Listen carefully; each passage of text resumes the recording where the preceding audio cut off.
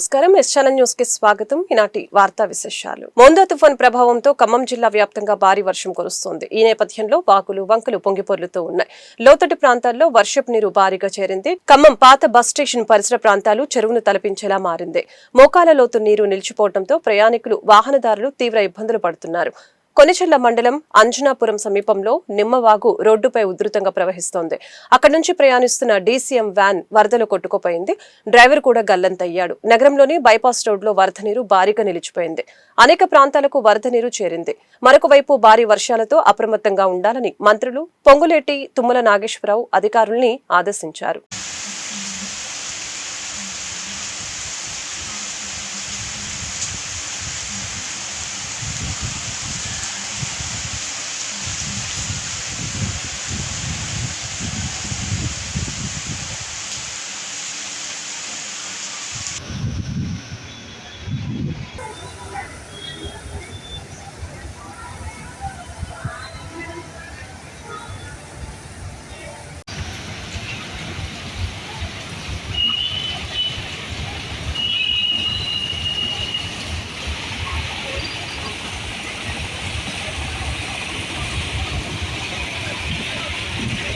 తుఫాన్ నేపథ్యంలో ఖమ్మం జిల్లాలో భారీ వర్షాలు కురుస్తూ ఉన్నాయి. దీంతో జిల్లా వ్యాప్తంగా ప్రజలు ఏదైనా అత్యవసర పరిస్థితులు సమస్యలకి వెంటనే control room toll free number 1077 కి కాల్ చేయాలని కలెక్టర్ అనుదీప్ దురిశెట్టి తెలిపారు.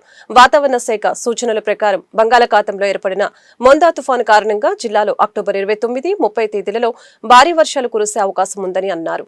అత్యవసర పరిస్థితుల్లో ఉన్నవారు టోల్ ఫ్రీ నెంబర్ ని సంప్రదించాలని చెప్పారు. అనంతరం మున్నేరు వరద ఉధృతిని కలెక్టర్ పరిశీలించారు.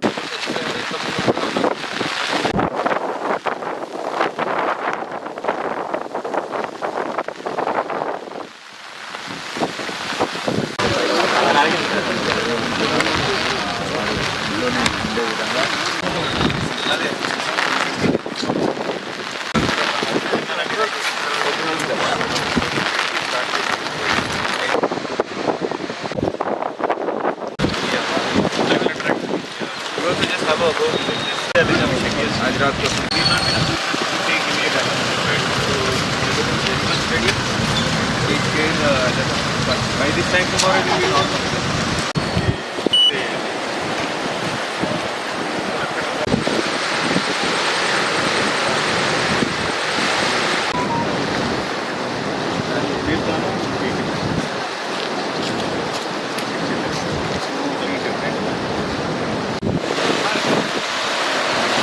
సత్తుపల్లి పట్టణంలో ప్రధాన కూడళ్లు, రహదారిపై గల బిల్డింగ్లపై హోర్డింగ్లను ఏర్పాటు చేయడంలో అవి గాలులకు ఊడిపోయి ప్రధాన విద్యుత్ లైన్పై పడటంతో షార్ట్ సర్క్యూట్ జరుగుతుంది. దీంతో నిత్యం విద్యుత్ సరఫరాకు అంతరాయాలు కలుగుతున్నాయి.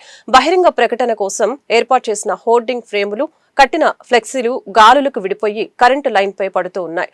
ఈ క్రమంలో విద్యుత్ లైన్లు ఒకదానికొకటి కలుసుకొని పెద్ద శబ్దాలు చేస్తూ విద్యుత్ సరఫరా నిలిచిపోతుందని స్థానికులు చెబుతున్నారు. మరొక వైపు అవి ఎక్కడ ఊడి ఎవరిపైన పడి ప్రమాదాలకి గురి చేస్తాయో అని ప్రజలు భయభ్రాంతులకి గురవుతూ ఉన్నారు.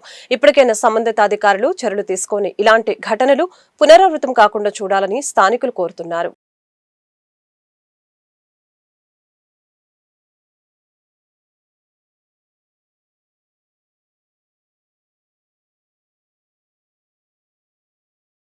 మోందా తుఫాన్ ప్రభావంతో సత్తుపల్లిలో జోరుగా వర్షం కురుస్తుంది. వర్షాలతో సింగరేణి, జేవీఆర్, కిస్టారం, ఓసీలలోని నీరు చేరి బొగ్గు ఉత్పత్తి పనులకు ఆటంకం ఏర్పడింది. ఓసీలోకి నీరు చేరి రోడ్లు జలమయమవడంతో సింగరేణిలో బొగ్గు పనుల్ని నిలిపివేశారు. జేవీఆర్, కిస్టారం, ఓసీలలో వర్షపాతం 27 మిల్లీమీటర్లు నమోదవడంతో 2 లక్షల క్యూబిక్ మీటర్లు మట్టి తవ్వకంతో పాటు 35,000 టన్నుల బొగ్గు ఉత్పత్తి ఆటంకం ఏర్పడింది. వర్షం తగ్గాక బొగ్గు ఉత్పత్తి పనులు ప్రారంభిస్తామని అన్నారు.